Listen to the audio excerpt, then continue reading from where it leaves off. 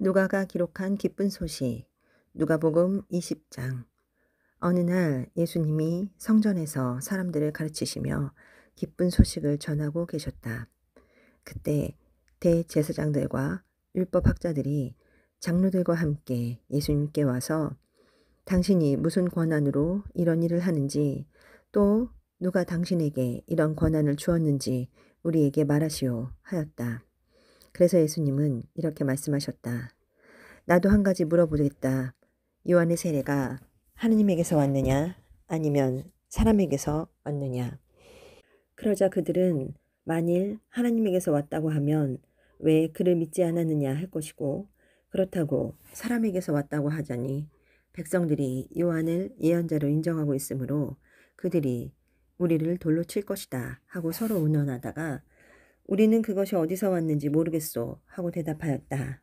그래서 예수님은 그들에게 나도 무슨 권한으로 이런 일을 하는지 말하지 않겠다 하고 말씀하셨다. 그러고서 예수님은 군중들에게 이런 비유를 말씀하셨다. 어떤 사람이 포도원을 만들어 농부들에게 세주고 오랫동안 먼 나라에 가 있었다. 포도철이 되어 주인은 자기 몫의 포도를 받아오라고 한 종을 소작인들에게 보냈다. 그러나 소작인들은 그를 때려서 그냥 돌려보냈다. 주인은 다시 다른 종을 보냈으나 소작인들은 그 종도 때리고 온갖 모욕을 하고서 그냥 돌려보냈다. 주인은 세 번째 종을 보냈으나 소작인들은 그 종도 상처를 입혀 쫓아내버렸다. 그러자 포도원 주인은 어떻게 할까? 내 사랑하는 아들을 보내야지. 아마 그들이 내 아들은 존경하겠지 하였으나 소작인들은 그를 보자 이 사람은 상속자이다. 자, 죽여버리자. 그러면 그의 유산이 우리 것이 될 것이다. 하고 서로 의논한 후 그를 포도원 밖으로 끌어내 죽였다. 그러니 포도원 주인이 소작인들을 어떻게 하겠느냐. 그가 돌아와 소작인들을 죽이고 포도원은 다른 사람에게 맡길 것이다. 사람들이 이 말씀을 듣고 그렇게 되지 말았으면 합니다 하자 예수님이 그들을 바라보시며 말씀하셨다.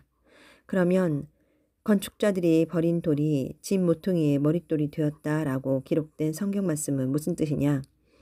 누구든지 그 돌 위에 떨어지는 사람은 깨어질 것이며 이 돌이 사람 위에 떨어지면 그를 가루로 만들어 버릴 것이다. 율법학자들과 대제사장들은 이 비유가 자기들을 가리켜 한 말인 줄 알고 즉시 예수님을 잡으려고 했으나 사람들이 두려워 잡지 못하였다. 그래서 그들은 예수님을 세심하게 지켜보다가 첩자들을 보내 의로운 체하며 어떻게 해서든지 예수님이 하는 말에서 구실을 찾아 그를 총독의 권한에 넘기려고 하였다.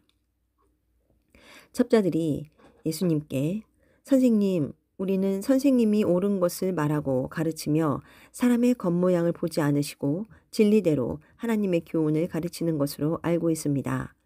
우리가 로마 황제에게 세금을 바치는 것이 옳습니까? 옳지 않습니까? 하고 묻자 예수님은 그들의 간교함을 아시고 데나리온 하나를 가져오너라. 이 돈에 누구의 초상과 이름이 새겨져 있느냐? 하고 되물으셨다. 그들이 황제의 것입니다. 하고 대답하자 예수님이 황제의 것은 황제에게, 하나님의 것은 하나님께 바쳐라 하고 말씀하셨다. 그들은 사람들 앞에서 예수님의 말씀을 책잡기는커녕 예수님의 대답에 놀라 말문이 막히고 말았다. 부활이 없다고 주장하는 몇몇 사두개파 사람들이 예수님께 와서 물었다.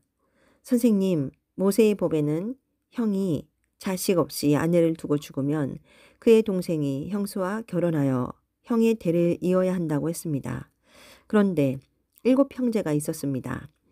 마지 결혼하여 살다가 자식 없이 죽고 둘째와 셋째도 형수와 살았으며 7이 다 그렇게 하여 자식 없이 죽었고 마침내 그 여자도 죽었습니다. 이렇게 7 형제가 모두 한 여자와 살았으니 부활 때 그 여자는 누구의 아내가 되겠습니까? 그래서 예수님은 그들에게 이렇게 대답하셨다. 이 세상 사람들은 장가도 가고 시집도 간다.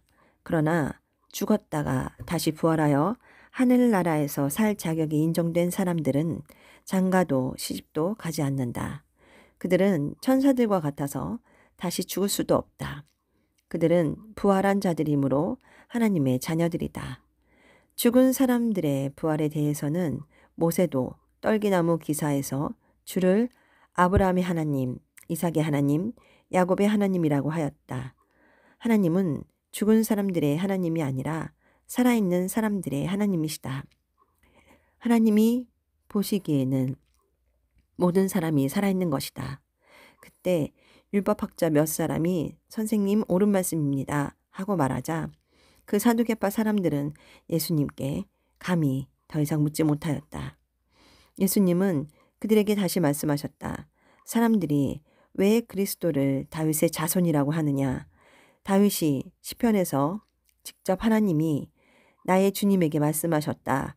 내가 내 원수들을 내 발 앞에 굴복시킬 때까지 너는 내 오른편에 앉아 있거라 하였다.